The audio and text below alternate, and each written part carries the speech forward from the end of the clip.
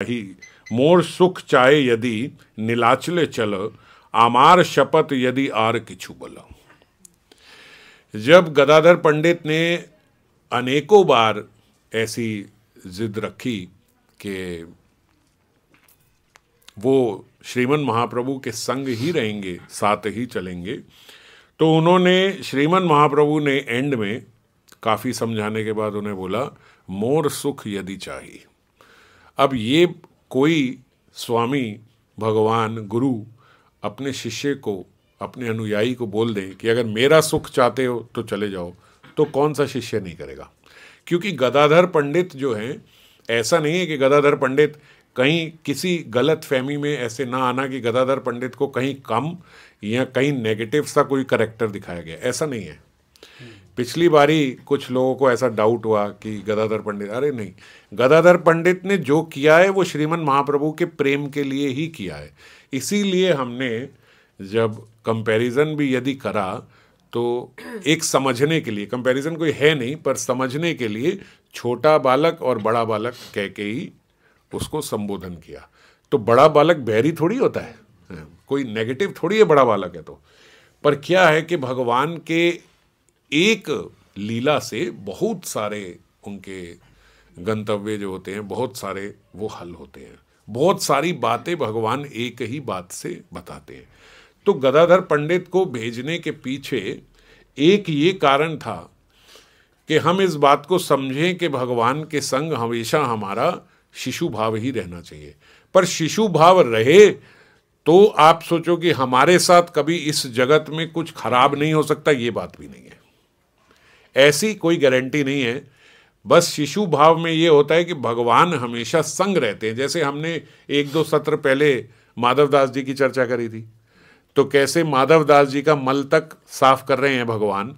तो ऐसा समय तो आया ना कि माधवदास जी की ऐसी सेहत हो गई कि वो अपना मल तक साफ नहीं कर सकते, इतने कमज़ोर हो गए।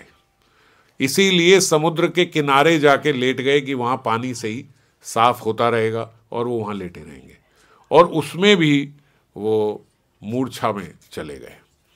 तो ऐसी अवस्था, ऐसी कमज़ोरी इतनी माधवदास जी के पास जब आई, तब तो भगवान नहीं थे, बाद में भगवान आए, है ना। जब ऐसी अवस्था आने के बाद, तो ऐसी अवस्था तक ही व्यक्ति टूट जाता है कि मेरा तो आपका हमेशा शिशु भाव रहा है, फिर भी भगवान ने मेरे साथ ऐसे क्यों किया। तो ऐसा नहीं समझो कि भाई शिशु भाव है तो भगवान हमेशा साथ लेके जाएंगे, सारी जिद्दें मानेंगे, और नहीं है तो नहीं लेके जाएंगे। तो केवल इस एक बात से समझाया गया है, यहाँ पे इस बात से समझाया गया कि लक्ष्मण जी को ले गए और उनको छोड़ गए। मगर ले गए और छोड़ गए इंपॉर्टेंट नहीं है, शिशु भाव रखना इंपॉर्टेंट है। अब ऐसे ही भरत जी का जो चरित्र है, ऐसा बोलते सबसे उत्तम चरित्र भरत जी का है रामायण में। शत्रुघ्न जी के चरित्र की बात हुई, लेकिन रामायण से विलग उनका थोड़ा लुप्त है, रामायण में ज़्यादा चर्चा नहीं हुई तुलसीदास जी के रामचरितमानस में। और अन्य ग्रंथ हैं जिनमें उनके चरित्र की चर्चा हुई, तो पता लगता है कि उनका और बड़ा महान चरित्र है। तो खैर, लेकिन भरत चरित्र तो सारे महात्मा संत सब गान करते हैं कि भरत, ऋषि मुनि जितने उस समय के भी थे, कहते भरत जैसा चरित्र नहीं है। और अगर हम रामचरितमानस में देखें अयोध्या कांड में, तो वाकई में जैसे भरत जी ने राम जी के साथ चर्चा करी है, जो उनका संवाद है, वो संवाद अगर हम पढ़ लें तो आज भी पढ़ने के बाद भी अगर कोई, मैं कहता हूँ, भरत चरित्र को कॉपी भी करना चाहे, चीटिंग से भी, कि मैं एज इट इज ऐसा कर लूँ, तो ऐसे शब्द भी हमारे मुख से नहीं निकलेंगे, ऐसा भरत चरित्र है।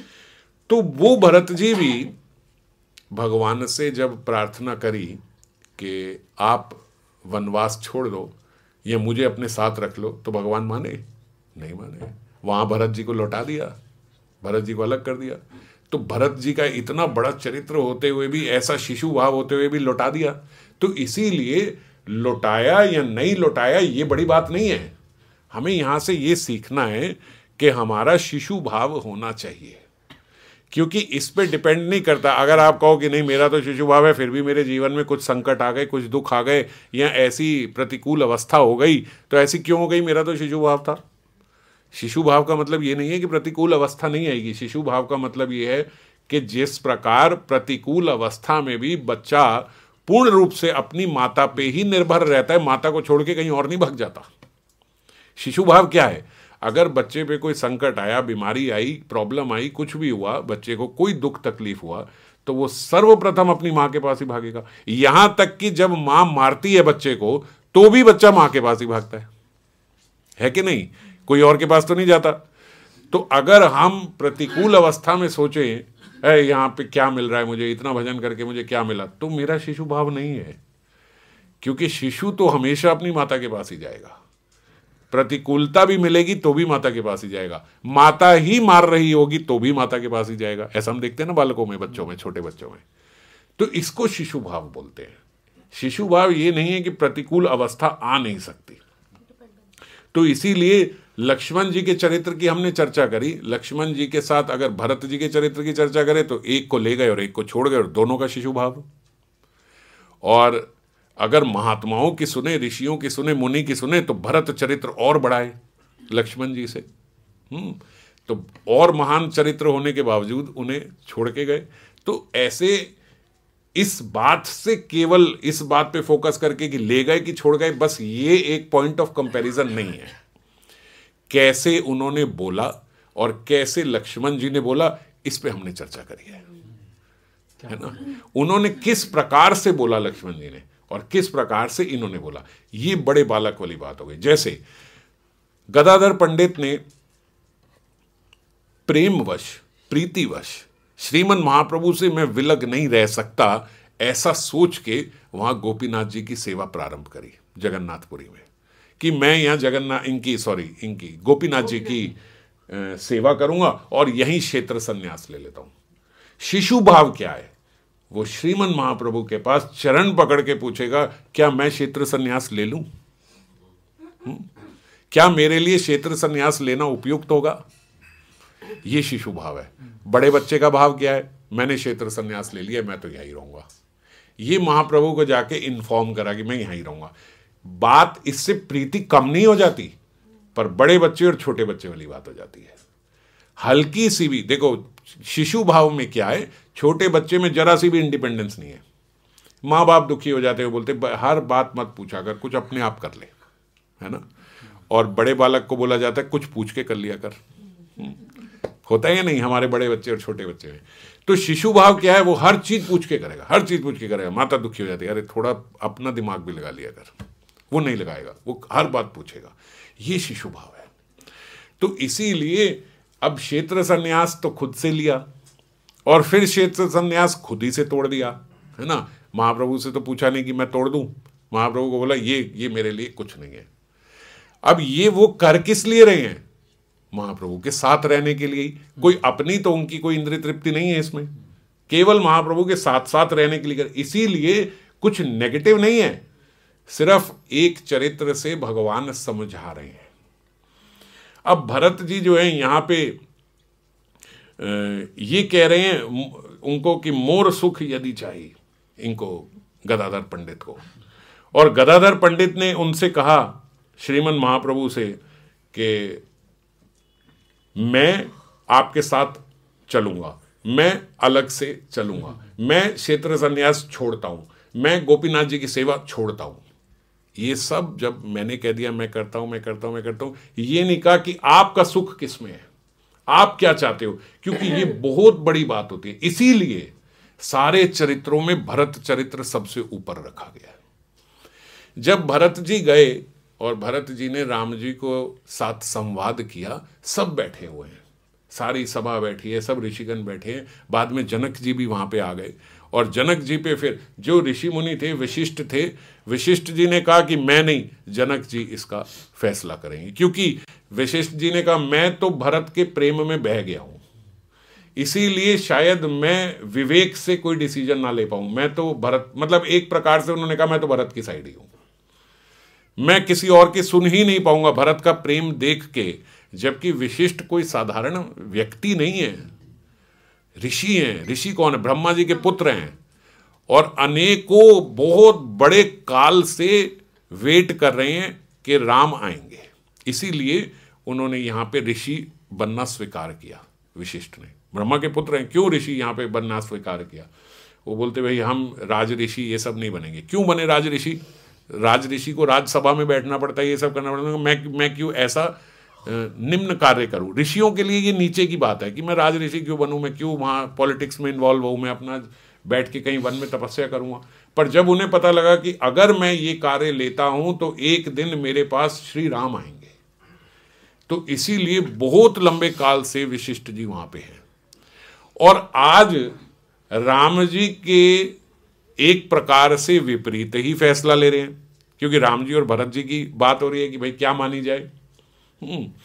तो उसमें वो कहते हैं कि मैं तो भरत के प्रेम में बिक गया हूं, इसीलिए मैं समझ ही नहीं पाऊंगा कि राम क्या कह रहे हैं। अब राम, वो जानते हैं ये राम साधारण नहीं है, ये भगवान है, मगर तब भी भरत जी का प्रेम देख के मैं नहीं बोल पाऊंगा। तो जनक जी फैसला करें। अब जनक जी दोनों के ससुर हैं, दोनों के पिता हैं, भरत जी के भी हैं, राम जी के भी हैं। ऐसा नहीं कि भाई एक के हैं तो बायस डिसीजन होगा। और जनक जी जो हैं वो माना जाता है कि सबसे विवेकशील व्यक्ति हैं, भक्त हैं। तो जनक जी फैसला करेंगे। सारी बात सुन के जनक जी ने कहा भैया भरत के प्रेम के आगे हम कुछ नहीं बोल सकते, तो हमारी तरफ से तो जो भरत कहे वही होगा। राम जी बोलते ठीक है भरत, तुम्हारा प्रेम देख के तो मैं भी ऐसा हूं कि मैं भी कुछ नहीं बोल पाऊंगा, जो तुम बोलो वो होगा, अब तुम बताओ क्या करना है। अब सब लोग बहुत आनंदित हो गए, सब बहुत आनंदित हो गए। भैया भरत जी की बात, अब तो राम जी ने भी बोल दिया भरत जी की बात मानी जाएगी। लेकिन एक ही जन सिर्फ वहां उदास थे, वो थे इंद्र और बाकी देवतागण। वो कहते अगर ये चले जाएंगे तो यहाँ असुरों का नाश कौन करेगा। तो उन्हें तो अपनी गद्दी का लोभ है।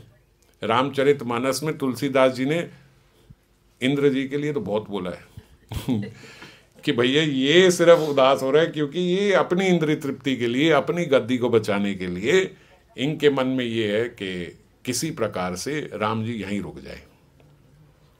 अब जब राम जी भी कहते कि भरत जी आप बोलो, अब देखो अब हल्का सा फिर एक कंट्रास्ट और कंपैरिजन यहाँ पे दिखता है।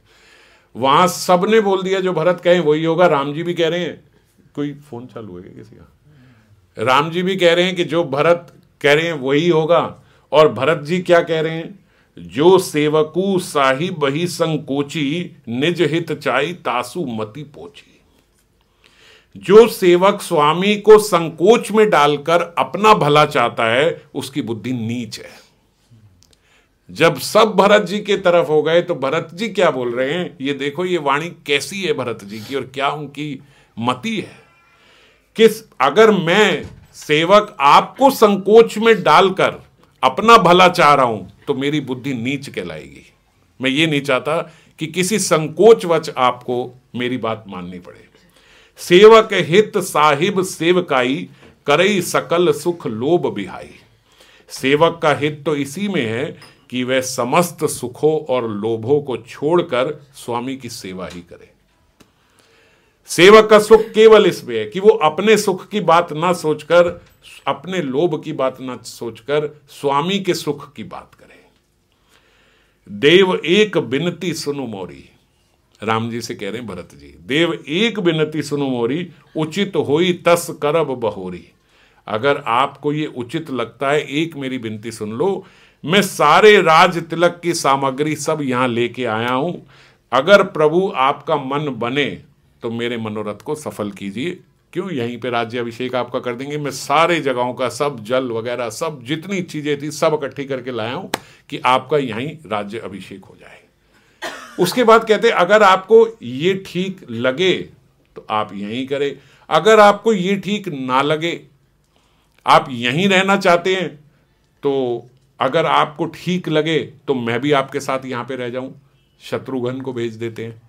अगर आपको लगता है कि ऐसा नहीं है तो ऑप्शंस दे रहे हैं, किसी को वन में रहना ही चाहिए। अगर ऐसा है कि किसी को वन में रहना चाहिए तो मैं, लक्ष्मण, शत्रुघ्न, हम सब यहां वन में रह जाएंगे, आप और माता सीता अयोध्या चले जाओ। और अगर आप कहते हो नहीं आपने यहाँ रहना है तो इस दास को भी यहीं पे रख लो। कुछ जो आपको ठीक लगे, जेई विधि प्रभु प्रसन्न मन होई, करुणा सागर कीजिए सोई। जिससे प्रभु आपका मन प्रसन्न होता हो आप वही करिए। उतरऊ देई सुनी स्वामी रजाई, सो सेवकू लखी लाज लज्जाई। स्वामी की आज्ञा सुनकर जो उत्तर दे, भगवान को कह रहे राम जी को, आप स्वामी हो, आपकी आज्ञा सुनकर जो उत्तर दे उससे तो लज्जा भी लज जाएगी। शर्मनाक बात है कि आप कुछ बोलो और मैं आगे से जवाब दूं। असमें अवगुण उदगी अगहूं, स्वामी सुनई सराहत साधु। मैं अवगुणों का ऐसा अथाह समुद्र हूं, किंतु स्वामी आप स्नेहवश साधु कहकर मुझे सराहते हैं।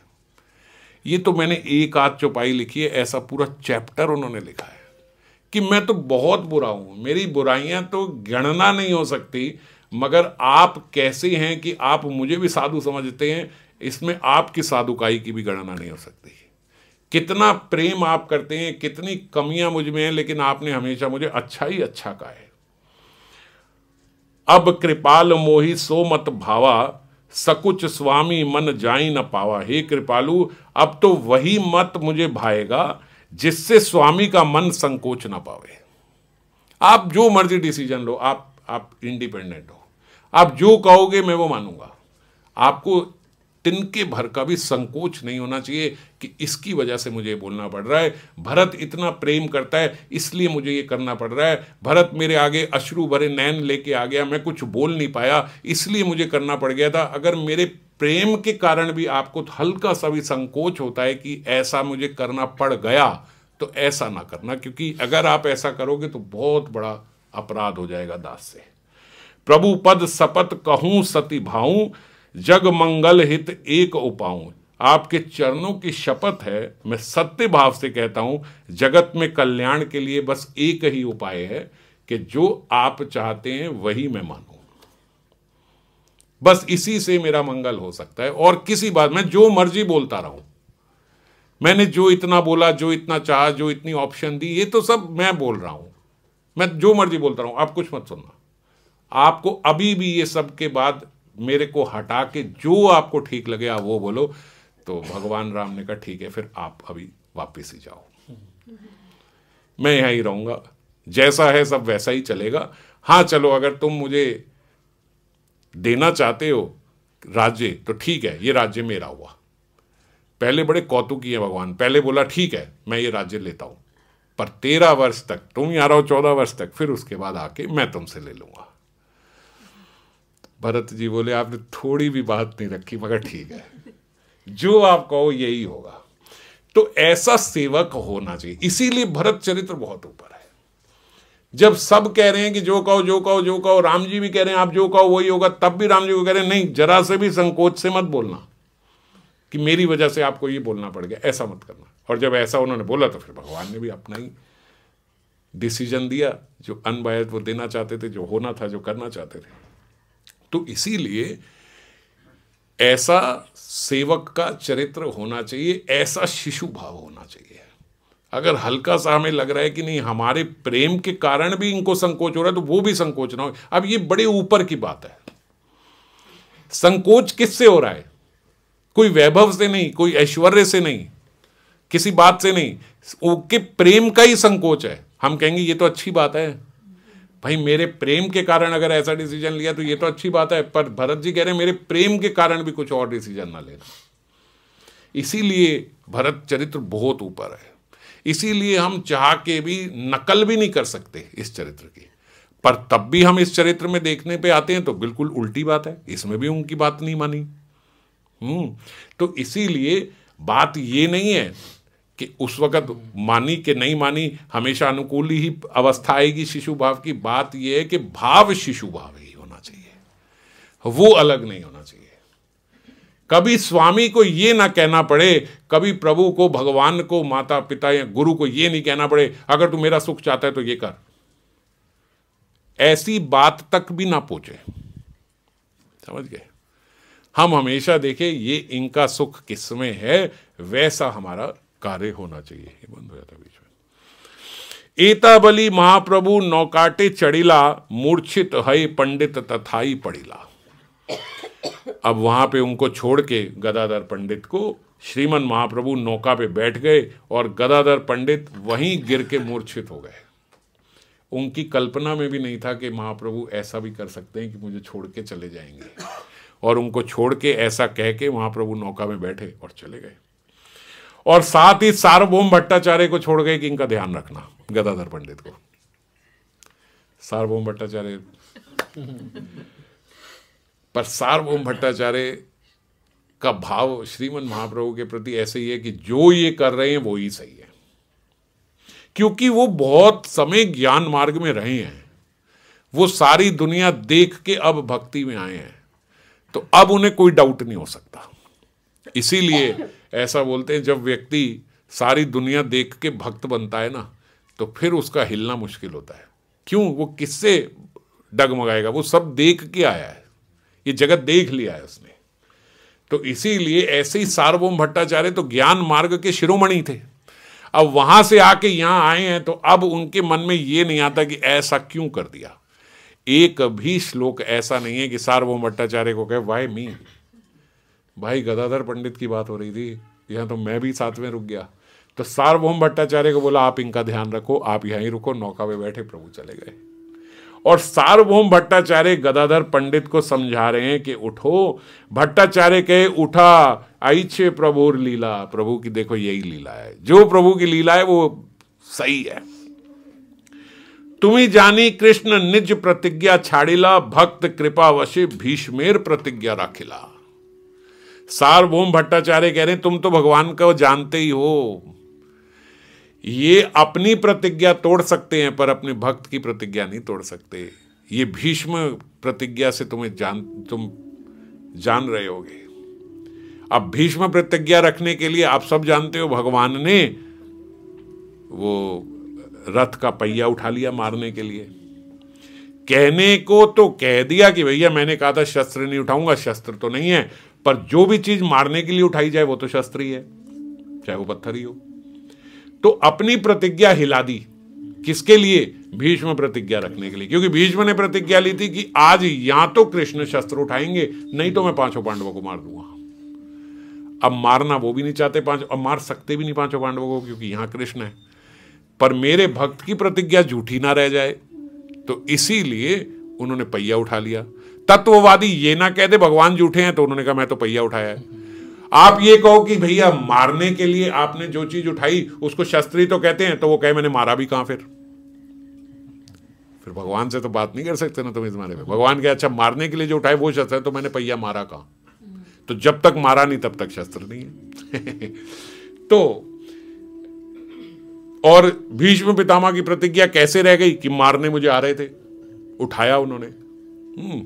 तो उनकी भी बात रह गई, इनकी भी बात रह गई। तो अपने भक्त की बात रखने के लिए आज वही सार्वभौम भट्टाचार्य याद करा रहे हैं कि देखो ये है भगवान, अपने भक्त की प्रतिज्ञा वो नहीं टूटने देते। और तुमने तो प्रतिज्ञा ले ली है कि भैया मैं क्षेत्र संन्यास लूंगा, मैं गोपीनाथ जी की सेवा करूंगा। ये प्रतिज्ञा तुम्हारी कैसे टूटने देंगे जब वहां भीष्म की नहीं टूटने दी।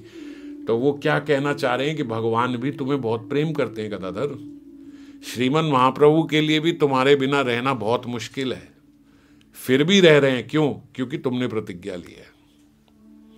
अब यहीं देखो शिशु भाव और उसकी बात और उजागर होती है।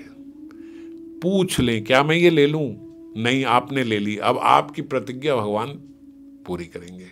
आपने ही प्रतिज्ञा ली थी कि मैं क्षेत्र संन्यास लूंगा, और भक्त की प्रतिज्ञा वो तोड़ते नहीं। और जैसे मैंने बताया भगवान के एक एक लीला से अनेकों कार्य सिद्ध होते हैं। तो अगर यहां पे गोपीनाथ जी की सेवा को छोड़कर श्रीमन महाप्रभु उन्हें संग ले जाते, तो कलयुग में विग्रह सेवा को सब भक्त ढीला समझते कि भैया गदाधर पंडित भी तो छोड़ के चले गए थे गोपीनाथ जी की सेवा, तब क्या रह गया, तब क्या हो गया अगर हम नहीं करे तो। 4 दिन हम भी कहीं घूम ही आए, बोले वो तो महाप्रभु के साथ गए थे तो हम भी धाम जा रहे हैं, हम 4 दिन वृंदावन जा रहे हैं, ठाकुर जी को नहीं लेके जा रहे, वहीं छोड़ के जा रहे हैं, कोई बात नहीं, गदाधर पंडित भी तो चले गए थे। फिर आप ऐसे बोलोगे?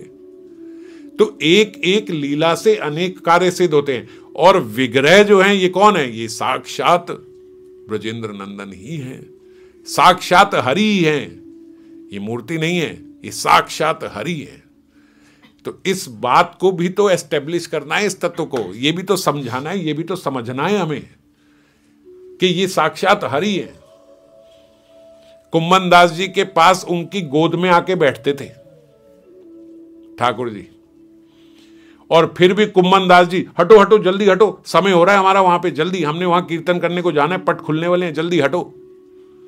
ठाकुर जी बोलते तू क्या भागता है कुम्मन, मैं तेरे गोद में बैठा हूं, मैं यहां बैठा हूं, तू काय को भागता है मंदिर को कि वहां तेरे को ये करना है वो करना है, कीर्तन करना है ये करना है, तो मैं तो यहीं बैठा हूं, मुझे सुना दे यहाँ पे कीर्तन। बोले ना ना ना ना, तुम तो छलिए आओ, तुम तो अपनी मर्जी से आते हो, तुम्हें कोई मैं पकड़ थोड़ी सकता हूं, तुम अपनी मर्जी से आए, अपनी मर्जी से चले गए, आज आ रहे हो कल नहीं आओगे। पर वहां पे जो बैठे हैं ना श्रीनाथ जी हमारे, वो वहीं रहेंगे, वो कहीं ना भागेंगे। जब मन करेगा उनके पास जाके बैठ सकता हूं, वो तो वहीं है ना, वो तो नहीं भाग जाएंगे, तो उनको नहीं छोड़ूंगा। आप चलिए आओ, आप आज आ रहे हो, 4 दिन बाद आप ना आओ और मेरी वहां सेवा चली जाए, वो भी मेरे से रुष्ट है जाए। तो वहां पे कुम्मन दास जी क्या बता रहे हैं कि भैया विग्रह सेवा सर्वप्रथम है, क्योंकि वो साक्षात हरि है, और वो हरि का ऐसा स्वरूप है, ये हरि ऐसे स्वरूप में है जो हमारी मुट्ठी में है। बात सही है कि नहीं? हमारे घर में जो विग्रह हैं वो तो हमारे हाथ में है। जैसे मैं पहले भी बोलता हूं भैया आप आज कथा चल रही है, लेट हो जाओगे, आप 12 बजे सुलाओगे, 12 बजे सो जाएंगे, कोई अपराध नहीं है। आप संग लेके डोल लो, भैया हम यहां जा रहे हैं, चलो चलो हमारे साथ, चलो चलो चलो। आप कहो सुबह सुबह हमारी 6 बजे की ट्रेन है, 5 बजे स्नान करो, भले कितनी सर्दी हो, 5 बजे आप स्नान कराओगे, ले जाओगे। हम आज लेट हो गए, आज उठने में देरी है गई, आज 10 बजे स्नान होगा, 10 बजे स्नान कर लो, कुछ नहीं कह रहे, कोई अपराध नहीं मान रहे, कोई बुरा नहीं मान रहे, कोई गुस्सा नहीं कर रहे, फिर मुस्कुरा रहे हैं, है ना। तो वो बोलते ये तो बड़े सुगम हैं, ये तो बड़े सरल हैं, ये तो हमारे हाथ के हैं, इनको छोड़ दूं। आप तो आज आए गोदी में बैठे, कल आप ना आए, किसको पूछूंगा, कहां जाऊंगा, किसको देखूंगा, किसको बोलूं? किसी नाथ जी तो आके मेरी गोदी में बैठते थे, कहां कौन हो? तो इसीलिए आप आते हो, बड़ी अच्छी बात है, बड़ा मजा आता है, पर समय पे मैं वहां जाके तो सेवा उनकी करूंगा ही करूंगा। तो ऐसी निष्ठा हमारी विग्रह सेवा में होनी चाहिए, क्योंकि ये भगवान हैं, मानना नहीं है कुछ भी, कल्पना नहीं है कुछ भी, हैं। तो ये बात, ये सिद्धांत कैसे आएगा अगर गदाधर पंडित को साथ ले जाए तो इसीलिए ना एक एक लीला से बहुत सारे कार्य भगवान अपने सिद्ध करते हैं। यही मत प्रभु, सार्वभौम भट्टाचार्य बोल रहे हैं, यही मत प्रभु तुम्हार विच्छेद सैया, तुम्हार प्रतिज्ञा रक्षा कैला यत्न करिया। अरे इसीलिए भगवान तुमसे अपना बिछो सह रहे हैं, उन्हें अच्छा नहीं लग रहा है गदाधर तुम्हें छोड़ के।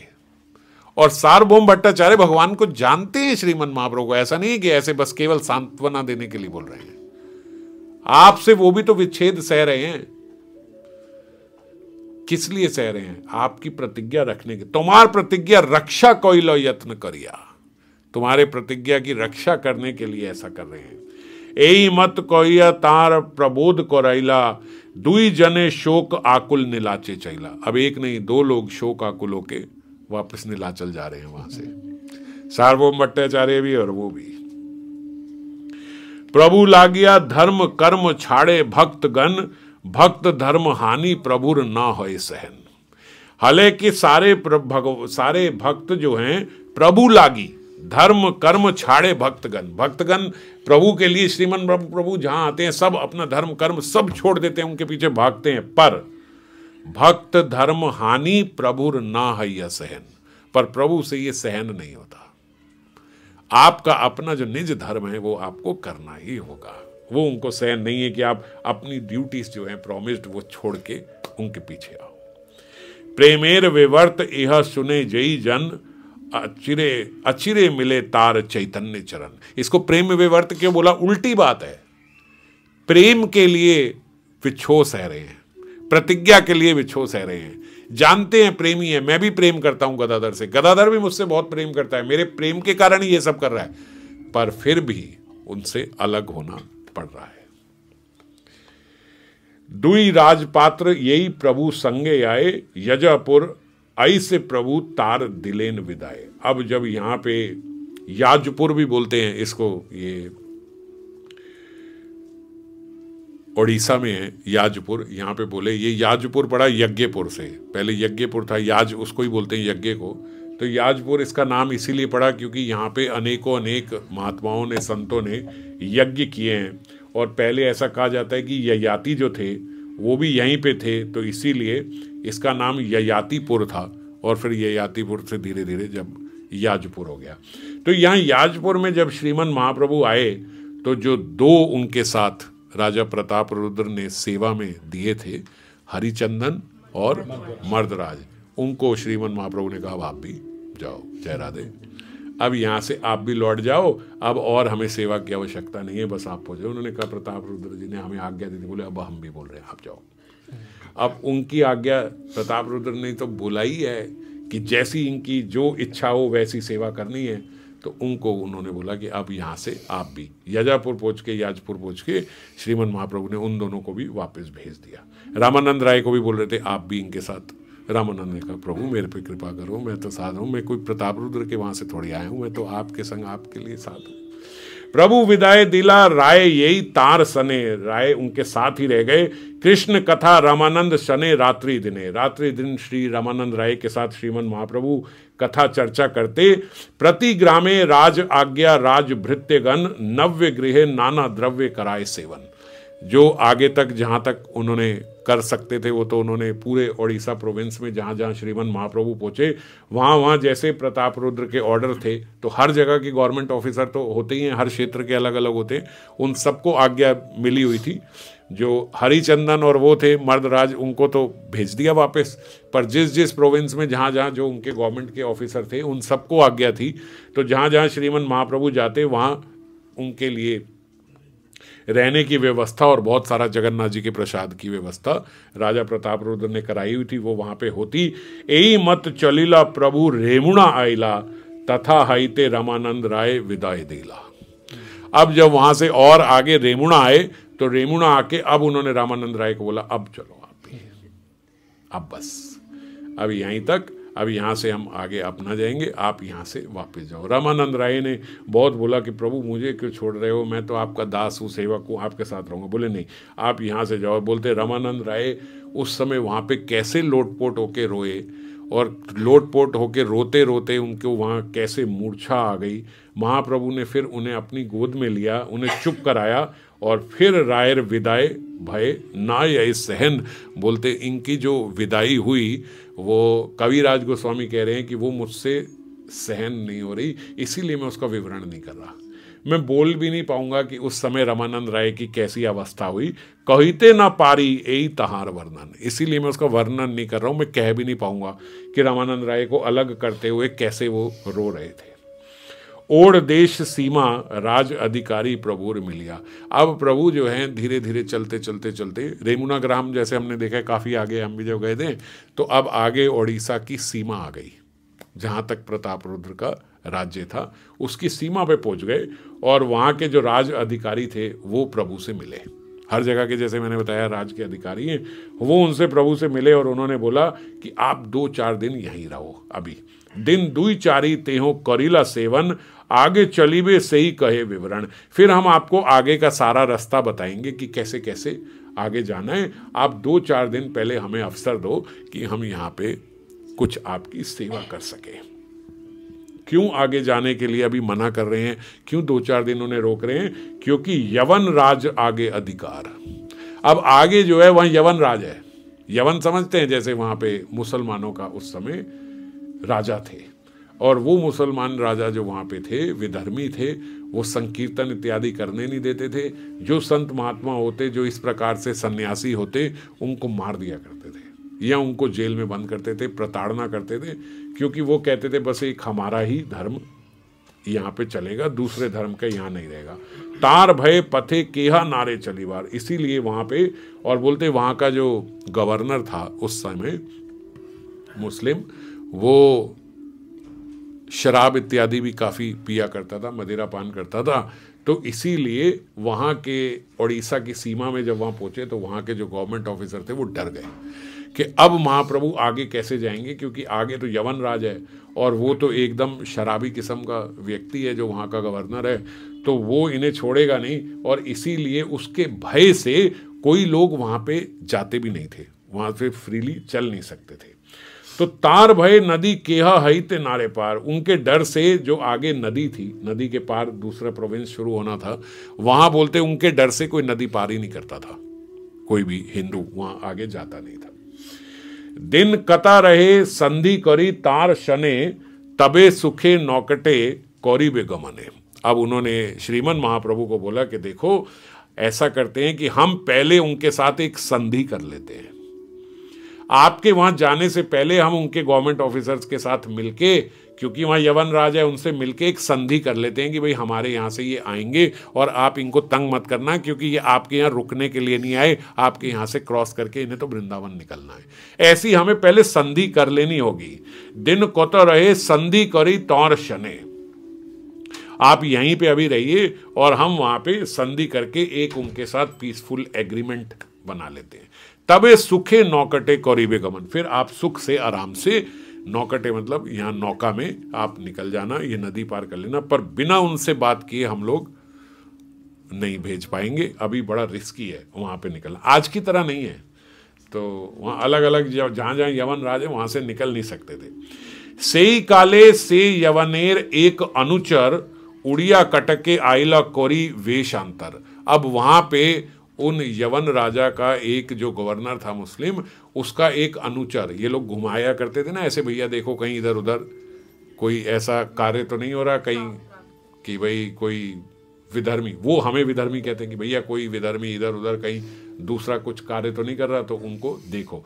तो वो वेश बदल के, कपड़े बदल के, ऐसे नहीं कि जैसे राज अधिकारी हैं, वेश बदल के, कपड़े वपड़े बदल के घूमा करते। तो वहां पे बोलते सेई काले से यवनेर एक अनुचर, एक उनका अनुचर उड़िया कटके आइला, क्योंकि सीमा पे ही है ना अभी, तो वहां पे वो घूमता हुआ आया, कौरी वेश अंतर, अपना वेश सब बदल के वहां आया। प्रभुर से ही अद्भुत चरित्र देखिया। अब उसने श्रीमन महाप्रभु का जब अद्भुत, भैया उनको देख के व्यक्ति हिल जाता था जब वो चलते हुए आते थे। बोले कई लोगों ने ऐसे वर्णन किया है कि ऐसे लगता है जैसे कोई सोने का पहाड़ चलता हुआ आ रहा है क्या, इतना स्वर्ण वर्ण, इतने विशाल भुजाएं, और कैसे ये चल रहे हैं, और इनके पीछे पीछे कितने लोग चल रहे हैं। एका सन्यासी आइला जगन्नाथ हईते, अनेक सिद्ध पुरुष है तहार सहिते। किसी के साथ 50 लोगों, 100 लोगों, 500 लोगों, 1000 लोगों, 2000 लोगों, समझ में आती है। लाखों व्यक्ति जिसके साथ घूम रहा हो तो हर व्यक्ति सोचता भाई कौन आ गया ऐसा। ऐसे बोलते, ऐसे लगता जब महाप्रभु के पीछे पीछे लोग चलते तो जैसे पृथ्वी हिल रही है, इतने लोग एक साथ उनके पीछे भागते। अब पूरे के पूरे ग्राम जहां जहां से चलते हुए आ रहे हैं, वहां से सारे लोग पीछे पीछे बढ़ बढ़ के उनके साथ चल रहे हैं। इतने लोगों को अनेक सिद्ध पुरुष है तहार सहिते। कितने सारे सन्यासी इत्यादि जो मुक्त पुरुष लगते हैं वो भी उनके पीछे पीछे पीछे पीछे भाग रहे हैं। निरंतर करे सेवा कृष्ण संकीर्तन, सबे हंसे नाचे गाए करो एक क्रंदन। ये अनुचर जो है वो वहां जाके बता रहा है कि निरंतर करे सबे कृष्ण से। भैया एक वहां पे सन्यासी है, एकदम बॉर्डर पे ही खड़ा है, और हर समय ये संकीर्तन करते रहते हैं, कभी हंसते हैं, कभी नाचते हैं, कभी गाते हैं, कभी रोते हैं, समझ नहीं आ रहा क्या है। और बहुत बहुत सारे इनके पीछे अनुयायी, ऐसा लगता है सारा साधु समाज इनके पीछे ही है। और कितने लक्ष लक्ष लोग ऐसे तहां देखी बारे, लक्ष लक्ष मतलब लाखों लाखों लोग इनके पीछे, वो अनुचर जाके बता रहा है, ऐसे तहां देखी बारे, तार देखी पुनर्अपि यही ते नारे घरे। बंद हो गया। वो कह रहे हैं कि भैया उनको देखने के बाद मैं फटाफट वहां से लौट आया, ये जब मैंने देखा तो। और कहीं बार कथा नाहे देखी ले से जानी, और वहां जाके वो गवर्नर को बता रहे हैं कि भैया मैं तो आपको क्या ही कहूं, कहने से तो मैं आपको समझा ही नहीं सकता जो मैंने देखी है। ये मैं जितनी बात बोल रहा हूं ये आप सोच रहे होगे कि ये आप इसको चित्रांकन कर लोगे, नहीं कर सकते। मैं जो देख के आया हूं, ये कौन बता रहा है? वो मुस्लिम अनुचर जो है वो वहां जाके अपने गवर्नर को बता रहे हैं, कई बार कथा नाहे देखिले से जानी, मेरे कहने से आपको समझ नहीं आएगा, आपको देखना ही पड़ेगा। ये मैं जितना विवरण बता रहा हूं, लक्ष लक्ष लोग, ये अभी हम बोले लाखों लोग पीछे है, हमारी कल्पना नहीं कर सकते हमने 1 लाख आदमी एक साथ देखा नहीं है कभी जिंदगी में, 10,000 व्यक्ति नहीं देखे होंगे एक साथ, और लाखों लाखों लोग उनके पीछे है। तो इसलिए वो कह रहे हैं आप समझ नहीं पाओगे जो मैं बोल रहा हूं। तहार प्रभावे तार ईश्वर कोरी मानी, वो बोल रहे भैया मैंने तो उनको देखा है, जैसा उनका प्रभाव है मुझे लग रहा है वो ईश्वर ही है, वो कोई व्यक्ति नहीं है, वो साक्षात मुझे भगवान ही लग रहा है। ये वहां के उनका मुस्लिम अनुचर उनको देख के बोल रहा है। एता कही सही चार हरि, और ये बोलने के बाद क्या हुआ, जैसे ही ऐसा उसने वहां के गवर्नर को बोला, एता कही सही चर हरि कृष्ण गाए, और उसके मुख से हरि हरि कृष्ण कृष्ण निकलने लगा, उस अनुचर के मुख से। हंसे कांदे नाचे गाए भलेर पाए, ओ भैया वो बोल रहे, अभी तो वो उनके बारे में बता रहा था वो कैसे कर रहे हैं, अब वो जोर जोर से कृष्ण बोलते बोलते हंस रहा है, फिर जोर जोर से रोने लगा, फिर नृत्य करने लगा, गाने लगा, कभी भूमि पे गिर रहा है, कभी उछल रहा है, और हरि नाम जोर जोर के कृष्ण कृष्ण नाम लिए जा रहा है। वहां के गवर्नर ने देखा क्या हालत हो गई इसकी, ये तो अभी गया ही नहीं, ये तो बहुत दूर से उनको देख के आया है, वेशांतर में रूप बदल के बस उनको देख के आया है। और उसकी अवस्था देख के अब वो जो गवर्नर था वो भी समझ गया भैया कोई अलग ही व्यक्ति है, कौन है ये। एता सुनी यवनेर मन फिरी गेला, ये सुनने और देखने के बाद वो जो उनका गवर्नर था उसका मन भी फिर गया कि कोई साधारण व्यक्ति तो नहीं है। आपन विश्वास उड़िया स्थाने पठाइला, अपने एक विश्वास पात्र को, अपने जिसको आज हम सेक्रेटरी बोलते हैं, कि अपने विश्वास पात्र को, अपने सेक्रेटरी को भेजा, भाई तू जा और देख के आ, ये तो पागल हो गया है, देख के आके ऐसा कौन है वहां पे।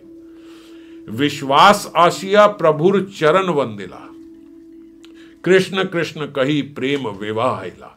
अब जब वहां पे वो उनका सेक्रेटरी पहुंचा गवर्नर का, जो उनका विश्वास पात्र था, उसकी क्या हालत हुई, बोलते जैसे ही उसने श्रीमन महाप्रभु को देखा वो तो वैसे ही उनके चरणों में गिर गया, उसको समझ में नहीं आ रही कि मैं क्या कर रहा हूं।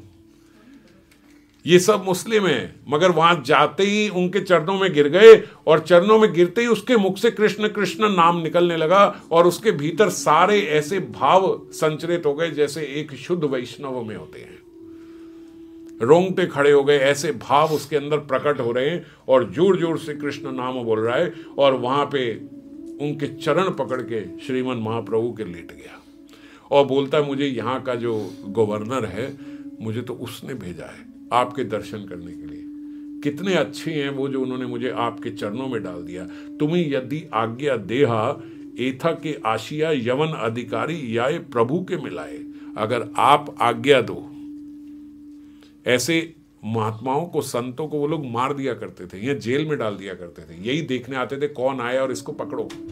और यहां आके कैसी अवस्था हो रही है कि श्रीमन महाप्रभु के चरणों में गिर के बोल रहे हैं यदि आप आज्ञा दें तो मैं क्या वापस जाके उनको आपके दर्शन के लिए लेके आ सकता हूं, कि हमारे जो गवर्नर है वो भी दर्शन कर लिए। तोमा सने ए संधि नाही युद्ध भय, तो बोलते कि भैया एक बात तो तय है कि आपसे, जो वो उड़ीसा के गवर्नमेंट के ऑफिसर है, तोमा शने यही संधि ना ही युद्ध भय, आपके साथ आज से हमारी संधि हो गई, अब कोई युद्ध नहीं है, अब आपको कोई डरने की जरूरत नहीं है, अब हमारे यहां से आपको कोई कुछ नहीं कहेगा। सुनी महापात्र कहे हय विस्मय, जो महापात्र थे, जो उड़ीसा गवर्नमेंट के थे, प्रताप रुद्र के जो वहां के गवर्नमेंट ऑफिसर थे, वो देख के हय विस्मय, वो हैरान हो गए, क्या हो गया इन्हें, ये तो बख्शते नहीं है, अगर कोई इन्हें दिख जाए तो उसी समय उसको प्रताड़ना करते हैं, मारते हैं, जेल में बंद कर देते हैं। और इनकी कैसी अवस्था हो रही है कि यहाँ पे आके ये खुद कह रहे हैं कि आपकी आज्ञा हो तो मैं उनसे आपको मिलाऊं, और तुरंत इसने यहाँ पे, उनके लिए बहुत मुश्किल था संधि करना, और ये यहाँ पे आके खुद कह रहा है कि हमारी संधि हो गई, अब आपको कोई डरने की जरूरत नहीं है, आप कर सकते हो। मद्याप यवनेर चित ऐछे के कराए, वो बोलते ऐसे एक पियक्कड़ जो वहां पे, एक तो विधर्मी मुस्लिम पियक्कड़, ऐसे कैसे उसका मन इतना बदल गया, ये वो महापात्र सोच रहे हैं। आपने महाप्रभु तार मन फिराइला, वो सोचे अब जो वहां के जो गवर्नमेंट ऑफिसर थे, अब वो कोई इतने भक्त तो नहीं है, प्रताप रुद्र की आज्ञा मान रहे थे, सब कर रहे थे। अब जब उन्होंने ये देखा, ये प्रताप देखा, उन्हें लगा ये महाप्रभु के अलावा कोई नहीं कर सकता, ये इनका ही प्रताप है कि अचानक से वो सारे इतने के इतने बदल गए। ये कोई साधारण व्यक्ति नहीं है, ये इनकी हमें सेवा करने को मिल रहा है, हमारा बहुत बड़ा भाग्य है। महापात्र उसी समय उसने, जो वो मुस्लिम उनका विश्वास पात्र आया था, जो सेक्रेटरी था, उसको बोला देखो भाई, तुम्हारा बहुत बड़ा सौभाग्य है कि श्रीमन महाप्रभु साक्षात आपके प्रोविंस में आएंगे, ये तुम्हारे लिए भी बहुत बड़े सौभाग्य की बात है। वो भी मान रहे हैं, आप बात सही कह रहे हैं, ये हमारे सौभाग्य की बात है। तो इसीलिए उन्होंने बोला अब आपका जो गवर्नर आएगा, हम उसको तभी परमिशन देंगे कि यहाँ कोई अस्त्र शस्त्र लेके नहीं आएगा, सब छोड़ के आएगा और बस 5-7 लोग उसके साथ रहेंगे, कोई भीड़ नहीं होगी, कुछ नहीं होगा, 5-7 लोगों के साथ आके इनसे मिल सकता है। वो कह रहे हाँ ठीक है, जैसे आप कह रहे हो ऐसे ही करेगा, कोई अस्त्र शस्त्र नहीं लाएगा, 5-7 लोगों के साथ मिलेगा। विश्वास ये तहार शकल कहिला, हिंदू वेशधारी से यवन आइला। और इनके जाते ही उसने मुस्लिम गवर्नर को बताया, वो मुस्लिम गवर्नर वहां पे आया। कैसा आया? बोले हिंदू वेशधारी, बिल्कुल वैसे ही धोती कुर्ता पहन के, ये सब लेके, इस प्रकार से वैष्णव कपड़ों में वो श्रीमन महाप्रभु से मिलके आया। ऐसे नहीं कि अपना टोपी लगा के और ये करे, ऐसे नहीं, हिंदू वेशधारी, इसलिए लिखा है हिंदू वेशधारी से ही यवन आइला। जैसे महाप्रभु के अनुयायी होते हैं, बिल्कुल वैसे बन के वो महाप्रभु के दर्शन के लिए आया। दूर है ते प्रभु देखी, भूमि ते पड़िया। और अभी दूर से ही जब महाप्रभु को देखा, वहीं से भूमि पे गिर गया। दंडवत करे अश्रु पुलकित हैया। कैसी अवस्था हो रही है उस मुस्लिम गवर्नर की कि दूर से ही उन्हें देख के उसके अश्रु पुलक आदि विकार आ गए और वहीं से उन्हें दूर से पूरा सड़क पे लेके दंडवत प्रणाम कर रहे हैं। महापात्र आनिले तार कोरिय सम्मान, यदा हते प्रभु आगे लोई कृष्ण नाम। अब वो तो गवर्नमेंट ऑफिसर हैं, उन्होंने उनका बड़ा सम्मान से उनको यहाँ बुलाया कि भैया ये उस प्रोविंस के यहाँ आए हैं। और जैसे ही वो बोलते प्रभु के सामने आए, उनके मुख से कृष्ण नाम निकल रहा है। ये सब हम बड़ी साधारणता से सुन रहे हैं, पर साधारण बात नहीं है कि एक मुस्लिम व्यक्ति, गवर्नर, शराबी जैसा वो बार बार बोल रहे हैं, ऐसा व्यक्ति जो इतनी ताड़ना प्रताड़ना करता है वहाँ हिंदुओं की, आज वो यहाँ आके कृष्ण नाम ले रहा है। सिर्फ अनुयायी नहीं हो गए, नाम ले रहा है और विकार उसके भीतर उत्पन्न हो रहे हैं। अधर्म यवन कुले कीन जन्म हैला, विधि मोर हिंदू कुले कीन ना जन्मिला। आते ही श्रीमन महाप्रभु के जब चरण में गिरा तो क्या बोल रहा है? अधम यवन कुले कीन जन्म हैला। आपने मुझे ऐसे कुल में क्यों जन्म दिया? आपने मुझे ऐसे यवन कुल में क्यों पैदा कर दिया? आपने विधि मोर हिंदू कुले कीन ना जन्मिला। आपने मुझे ऐसे ही हिंदू परिवार में यहां क्यों नहीं जन्म दिया? अगर ऐसा दिया होता तो मेरा ये जीवन व्यर्थ ना जाता, मैं आज सदा आपकी सेवा में लगा रहता। व्यर्थ मोर एई दे योक प्राण। अब ये मेरा जो देह है ये तो व्यर्थ है, ये तो वेस्ट है। आपको देख के मुझे समझ में आ गया, आप कुछ जल्दी से ऐसा करो कि मैं मर जाऊं और अगला जन्म मुझे आपके सेवक का प्राप्त हो जाए। ये वो वहां का मुस्लिम गवर्नर आके बोल रहा है, जो हेड है वहां का, जिसको हम आज चीफ मिनिस्टर समझ लो बोलते हैं। एता सुनी महापात्र अविष्ट हैया। अब महापात्र देख देख के हैरान हो रहा है, ये हो क्या रहा है? छोटा सा अनुचर, सेक्रेटरी, अब यहाँ पे पूरा गवर्नर ही आ गया यहाँ पे। तो वो देख के बड़े प्रसन्न हो रहे हैं महापात्र की, क्या क्या हो रहा है, क्या अद्भुत लीला मुझे देखने को मिल रही है। प्रभु के करेन स्तुति चरण धरिया। वो नहीं, महापात्र जो है वो चरण पकड़ कर प्रभु की स्तुति कर रहा है। वो तो कर ही रहे हैं, महापात्र स्तुति कर रहा है। अब क्या हो महाप्रभु, ये क्या हो रहा है? ऐसा अद्भुत हम कभी सोच भी नहीं सकते जो दृश्य हम देख रहे हैं। चंडाल पवित्र यार श्री नाम श्रवणे। ये चंडाल जो है ये आज नाम स्मरण कर रहे हैं, जोड़ जोड़ के कृष्ण नाम ले रहे हैं। पुलक आदि इनके विकार आ रहे हैं। हेन तुम्हार एई जीव पाइला दर्शन। ये केवल आपके दर्शन से हुआ है, केवल आपके दर्शन से इसकी ऐसी गति हो गई है। तबे महाप्रभु तार कृपा दृष्टि कोरी, आश्वासिया कहे तुम्ही कहो कृष्ण हरि। जब उन्होंने बोला कि धिक्कार है मेरे जीवन पे, आप ऐसी कृपा करो कि मैं अभी मर जाऊं, आपके सेवक का जीवन मिले, तो महाप्रभु उन पे कृपा दृष्टि करके उनको आश्वस्त करा कि आप कृष्ण हरि का नाम लो, बस इसी जन्म में आप तर जाओगे, हो जाएगा। सेई कहे मोर यदि कोइला अंगीकार, एक आज्ञा देह सेवा करिए तुम्हारा। अगर आपने मुझे अपना लिया है प्रभु, वो गवर्नर कह रहा है, तो मुझे एक सेवा का अवसर दो, कोई सेवा आप मुझे बताओ जो मैं आपके लिए कर पाऊं, ऐसी एक सेवा मुझे दे दो। प्रभु कहते गो ब्राह्मण वैष्णवे हिंसा करे आछी अपार, सेई पाप हई ते मोर हाकुल निस्तार। अभी वही बोल रहे हैं, गवर्नर जो है वही बोल रहे हैं कि मैंने ब्राह्मणों की, गौओं की, वैष्णवों की हिंसा बहुत अपार करी है, कोई सीमा नहीं है मैंने इनके प्रति कितनी हिंसा करी है। गौ ब्राह्मण वैष्णवे हिंसा करे आछी अपार, आप जान नहीं सकते मैंने कितने अपराध किए हैं, मैंने कितने पाप करे हैं। सेई पाप हई ते मोर हउक निस्तार, आप क्या मुझे इन सारे पापों से मेरा निवारण कर दोगे, ये जो मैंने इतने सारे पाप मुझसे हो गए हैं। तबे मुकुंद दत्त कहे, मुकुंद दत्त प्रभु के साथ हैं, सुने महाशय गंगा तीरे यही ते महाप्रभु मन है। सुनो, महाप्रभु का मन है, वो गंगा किनारे जाना चाहते हैं, तो तहां यही ते कर तुम्ही सहायक प्रकार, तुम वहां पे उनके सहायक बन जाओ, यही बड़ी आज्ञा यही बड़ा उपकार। वो कह रहे ना भैया मुझे कोई आज्ञा दे दो, कोई सेवा का मौका दे दो। तो अभी महाप्रभु कुछ नहीं बोल रहे, पीछे में साथ में मुकुंद दत्त बोल रहे, बस यही तुम्हारे लिए बहुत बड़ी आज्ञा है और यही आपका बड़ा उपकार होगा कि प्रभु जो है वो गंगा किनारे नवद्वीप को जाना चाहते हैं, आप उनके सहायक बन जाओ और उन्हें यहाँ से आराम से जाने दो, बस हो जाएगा, तुम्हारा कल्याण हो जाएगा इसी में। तबे से ही महाप्रभु चरण वंदिया, सबार चरण वंदिया, चले हृष्ट हना।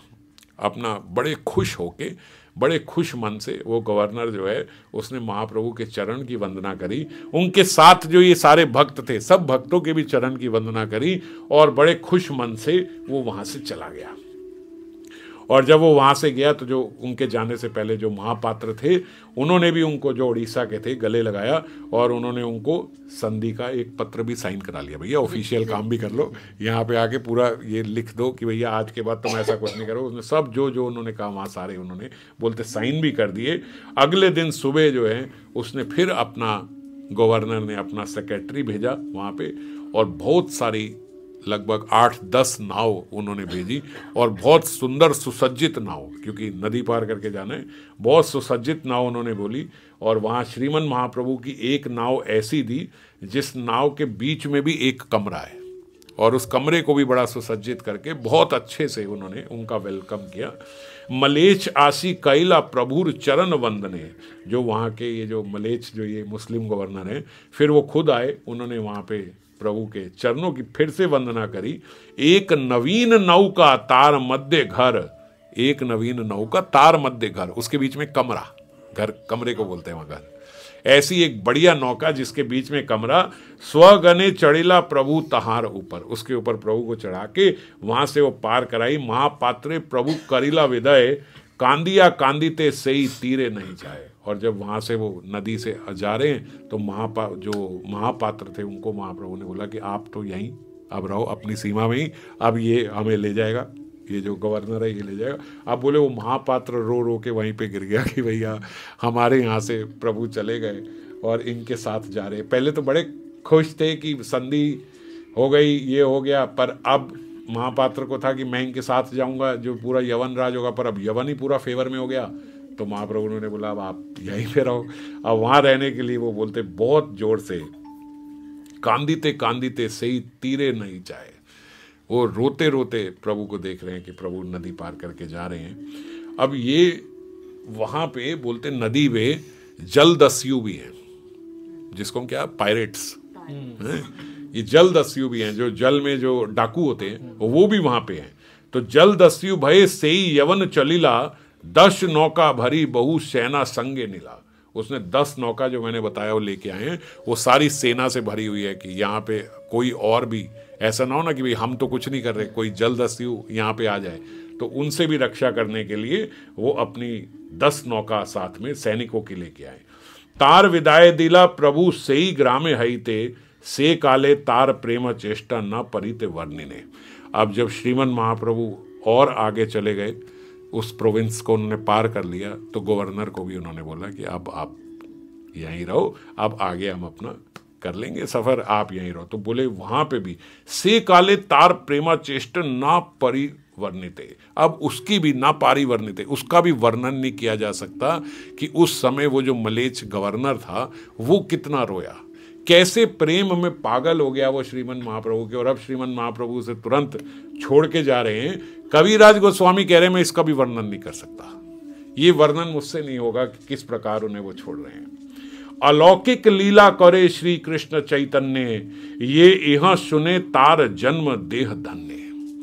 ऐसी अलौकिक लीला हो रही है महाप्रभु की कि जो इसको जीव सुन रहा है तार जन्म देह धन्य, उसका जन्म धन्य है, उसका देह धन्य है जो अपने कर्णों से ये कथा को सुन पा रहा है। सही नौका चढ़ी प्रभु आइला पानी हाटी, नाविकेर पराइला निज कृपा शोती। अब जो नाविक था जो उन्हें पानी हाटी तक लेके आया, जब प्रभु पानी हाटी पहुंचे तो उन्होंने अपना एक निज वस्त्र जो है वो नौका पार कराने वाले को भी दे दिया। जैसे राम जी ने भी वहां केवट को दिया, ऐसे यहाँ जो केवट थे जो लेके जा रहे थे वो प्रभु ने उसको भी अपना एक निज वस्त्र दिया।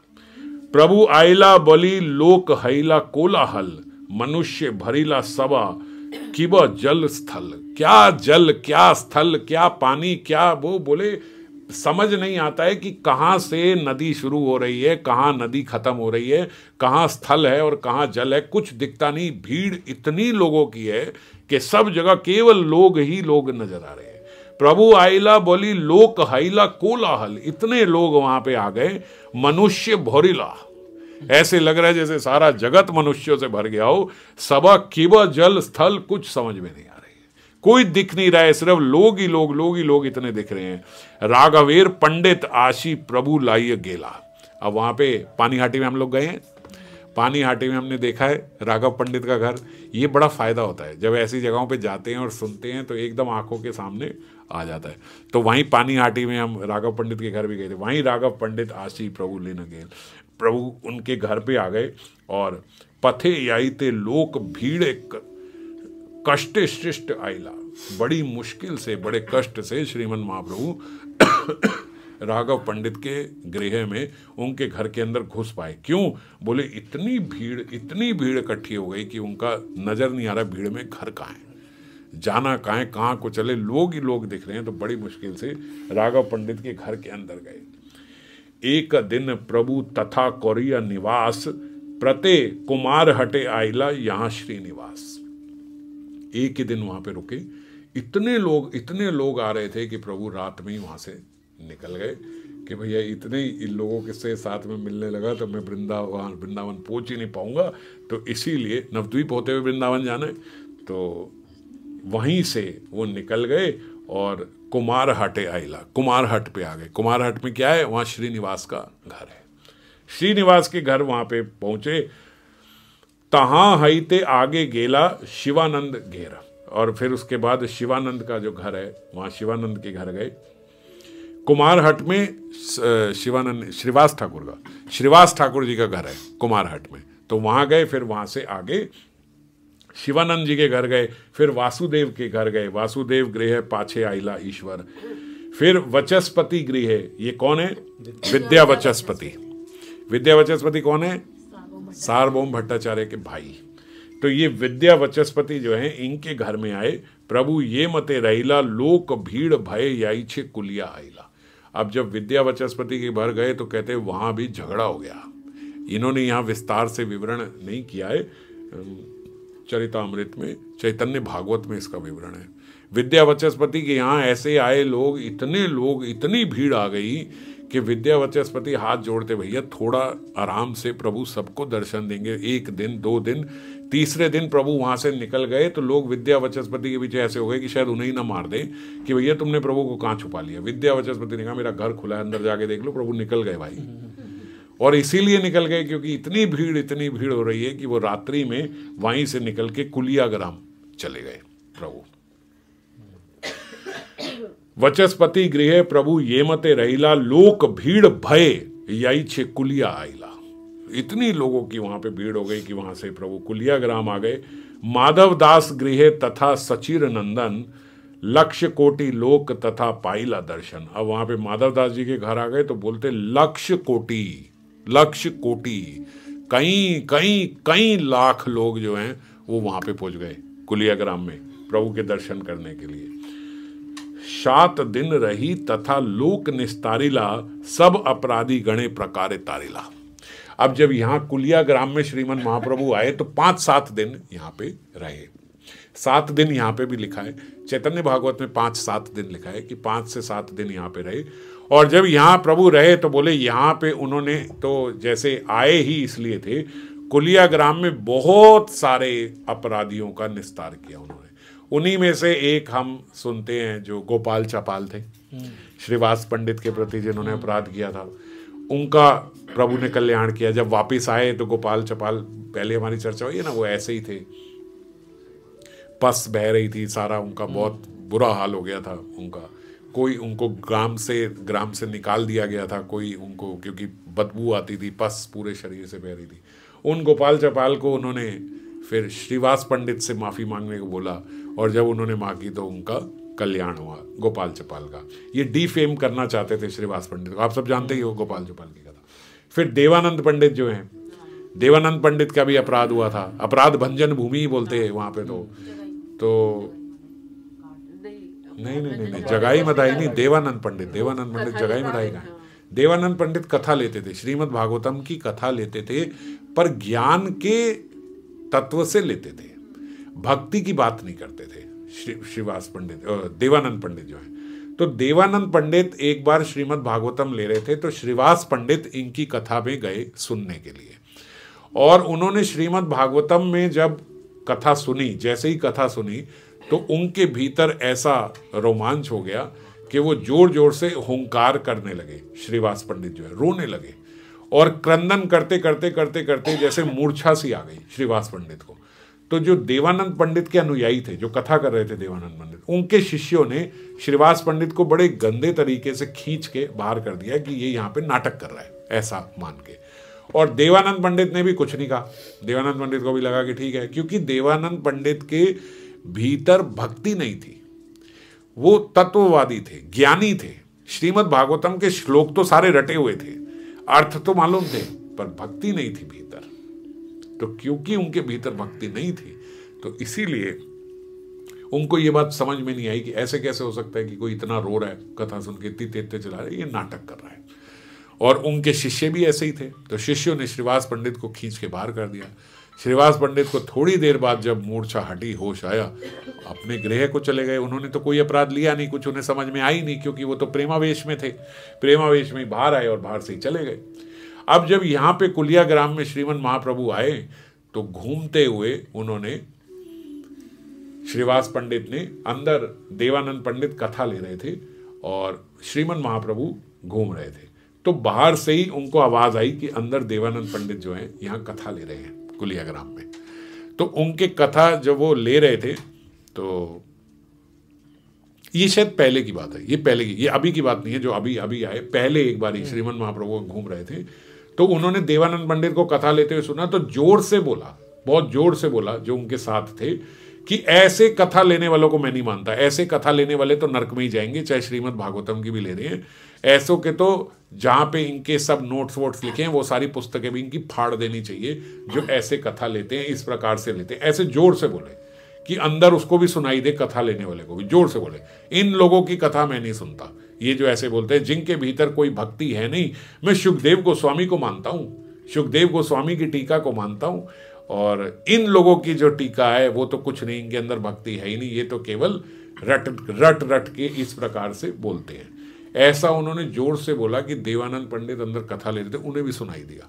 और कुछ देवानंद पंडित से नहीं बोले और वहां से घूम के वापस आ गए, और अपने बोल अपने अनुयायियों को रहे हैं श्रीमन महाप्रभु, मगर बोल देवानंद पंडित के लिए रहे, और इतना जोर से बोल रहे हैं कि देवानंद पंडित सुन ले।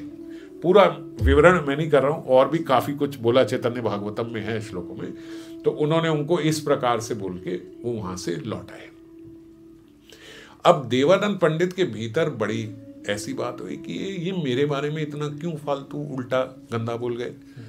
अब वहाँ की रिनोन्ड पर्सनैलिटी भी है, ये तो वो नहीं मानते थे कि ये भगवान है, मगर ऐसे जानते थे कि भाई बड़े व्यक्ति तो हैं ही, निमाई पंडित जो हैं, ये मेरे बारे में क्यों ऐसे बोल के गए। खैर देवानंद पंडित ने कोई ज़्यादा ध्यान नहीं दिया कि ठीक है, you can't make everyone happy, नहीं समझ में आई इनको, ठीक है, वो अपना करते रहे। एक बारी वहाँ पे बोलते वक्रेश्वर पंडित जो हैं, वक्रेश्वर पंडित जानते ना, डांसर जो 72 आवर्स तक जिन्होंने लगातार डांस किया है, महाप्रभु बोलते थे ये मेरा एक पंख है, ऐसा दूसरा होता तो मैं उड़ जाता है, वही वक्रेश्वर पंडित।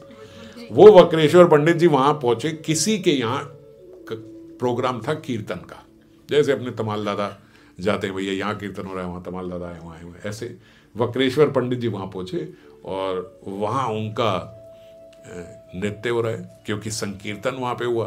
संकीर्तन में वक्रेश्वर पंडित नृत्य कर रहे हैं, नृत्य करते करते करते करते पूरा दिन हो गया। देवानंद पंडित भी वहाँ इन्वाइटेड थे, भाई सब जब ऐसे होता है तो सब जगह के भक्त बड़े बड़े सब ये सब आते हैं, स्पीकर वगैरह। देवानंद पंडित ने जब वक्रेश्वर पंडित को देखा तो बड़े हैरान हो गए, ऐसा कैसे कोई व्यक्ति नृत्य 1 घंटा 2 घंटा 3 घंटा 4 घंटा, ये तो, और उद्दंड नृत्य, ऐसा भी नृत्य नहीं कि भैया आराम आराम से बस ऐसे हिल रहे हैं, बहुत उद्दंड नृत्य हो रहा है, कूद रहे हैं, इतनी तेज तेज हाथ चल रहे हैं, पैर चल रहे हैं, जोर जोर से छलांग में आ रहे हैं, जैसे हरी बोल करते इतनी तेज तेज कूद रहे हैं, और करते जा रहे हैं करते जा रहे हैं करते जा रहे हैं नॉन स्टॉप।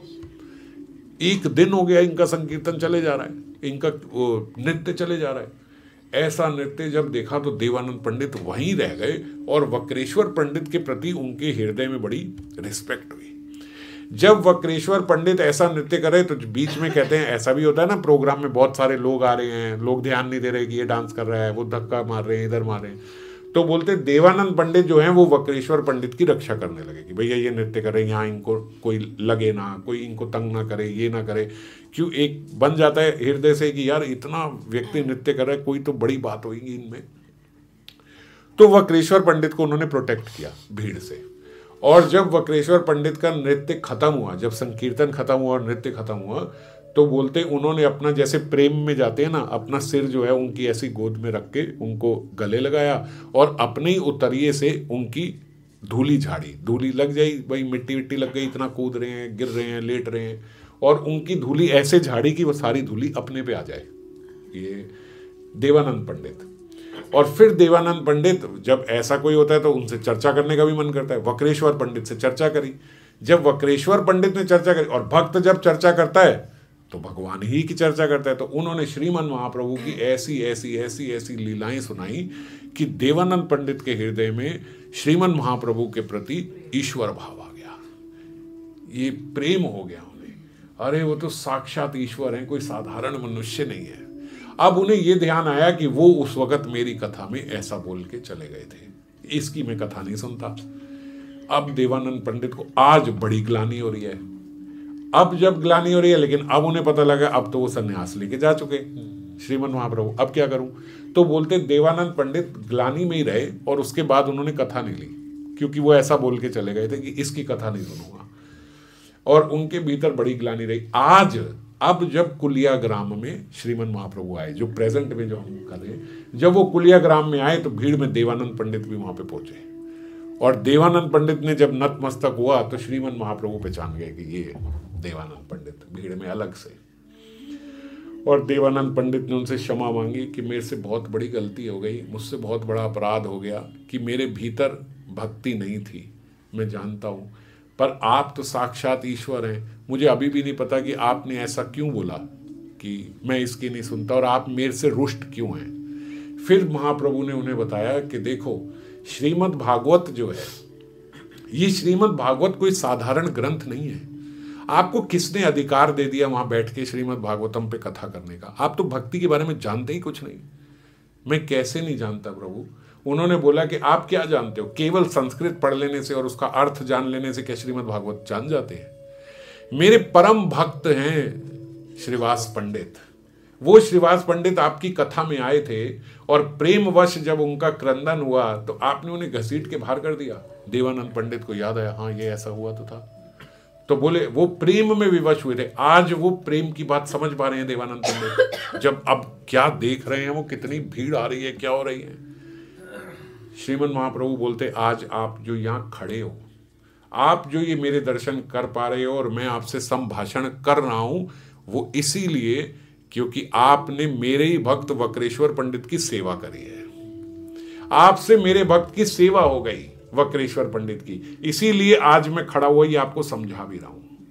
वरना जो आपने अपराध किया है उसका कोई निस्तार ना होता।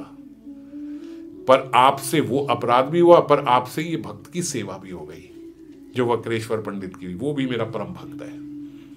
और श्रीमद् भागवतम, वो बोलते महाप्रभु अब तुम जो कथा लोगे श्रीमद् भागवतम की, अब देखना तुम्हारे मुख से अब भगवान निकलेंगे, अब भगवान ही चेताएंगे तुम्हें क्या बोलना है। वो बोले मैं तो अभी भी कुछ नहीं जानता। बोले अब ये मैं तुम्हें आपको शॉर्ट में कन्वर्सेशन, अब आप जो बोलोगे अब आप नहीं बोलोगे, आपके मुख से भगवान बोलेंगे। जब कोई कथा करने के लिए बैठता है तो वो वक्ता नहीं बोलता, उसके मुख से भगवान बोलते हैं। भक्त होना चाहिए। बोलते श्रीमन महाप्रभु ने बोला श्री भागवतम, श्रीमद् भागवतम और भगवान ये अलग नहीं है। जैसे भगवान अवतार लेते हैं, अपनी इच्छा से अवतार लेते हैं, ऐसे ही श्रीमद् भागवतम भी वक्ता के मुख से अवतार लेती है। कोई भी उसको प्रकट नहीं कर सकता। ऐसे नहीं कि मैंने पढ़ी है, मैंने संस्कृत पढ़ी है, मुझे अर्थ पता और मैंने आके बोल दी ना। वो साक्षात हरि का स्वरूप है श्रीमद् भागवतम। अगर भगवान को वहां अवतरित होना है तो आपके मुख से उसके ठीक अर्थ निकलेंगे। आप चाहो मैं बोल दूं, वो नहीं हो सकता। तो इसीलिए अब से आप कथा प्रारंभ करो। और अब देखो ऐसा होता है ना, कथा भी अपने आप से नहीं करनी चाहिए। गुरु आज्ञा है, भगवत आज्ञा है तो ही होनी चाहिए। अब श्रीमन महाप्रभु ने आज्ञा दे, अब करो। और अब आप देखना आपके मुख से भक्ति ही प्रवाहित होगी। और फिर उन्होंने देवानंद पंडित को उस समय फिर क्षमा करा और बोला कि आपने जो श्रीवास पंडित के प्रति अपराध किया, जाओ जाके श्रीवास पंडित से ही क्षमा मांगो, उनके प्रति आपका अपराध हो गया था। फिर उन्होंने जाके श्रीवास पंडित से क्षमा मांगी तो उनका अपराध निस्तार हुआ। तो ऐसे ही बोलते कुलिया ग्राम में जब महाप्रभु रहे तो बहुत सारे जितने अपराधी गण थे, क्योंकि और बहुत सारे महाप्रभु के जो क्लासमेट्स थे जिन्होंने अपराध किया था जब महाप्रभु ने संन्यास लिया था, वो भी सारे वहां पे पहुंचे। मतलब बोले कुलिया ग्राम में तो जहां 5-7 दिन प्रभु रहे वहां उन्होंने बहुत अपराधियों का उस समय निस्तार किया। तो जैसे ऐसा नहीं है ना कि कहीं पे भी बस इधर से भीड़ देख के प्रभु निकले और वहां रुके। ये साधारण मनुष्य थोड़ी कोई कर रहा है, लीला कर रहे हैं प्रभु। उन्हें पता है वो कहाँ जा रहे हैं, क्यों जा रहे हैं, भीड़ से भाग के नहीं जा रहे हैं। लगता ऐसे है एक मनुष्य की तरह कि इधर गए उधर गए। तो इसीलिए कुलिया ग्राम में वो रुके, ये कार्य था। कुलिया ग्राम में इतने सारे लोगों का निस्तार करना था। तो आज हम लोग इतनी चर्चा करेंगे। आगे श्रीमन महाप्रभु फिर अद्वैत आचार्य के घर जाएंगे, माता आएंगी, माता से मिलेंगे अपनी, फिर आगे जाएंगे रूप गोस्वामी, सनातन गोस्वामी से मिलेंगे, सब करेंगे। ये सब चर्चा हम लोग फिर अगली बार करेंगे। जय राम।